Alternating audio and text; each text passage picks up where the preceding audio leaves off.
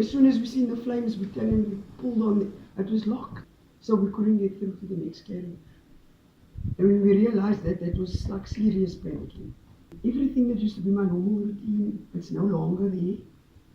My identity has been stolen from me because I don't look the same anymore. 25% of my body, most of it is facial and like leg wounds. So there's someone in the like still healing. I'm like now an outpatient. I go to retreat for them to clean up the wounds. Okay. So they tried to clean this up as best possible, and then they did a bit of skin grafting as well on the side of my leg. They took all the skin off this main thigh, and they put that in the neck. And then the last piece they took is still like a wound there, which they put in the last piece because this is where I went deepest into the skin. Like everybody else, whether they're on third class, they deserve the same protection. They deserve the same security that I also deserve.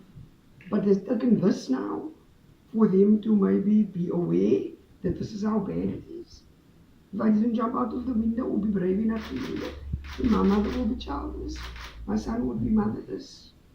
It was a mental decision. We need to get out of here now. Look back. I just didn't hear screaming anymore. And I thought, let me just get out of here.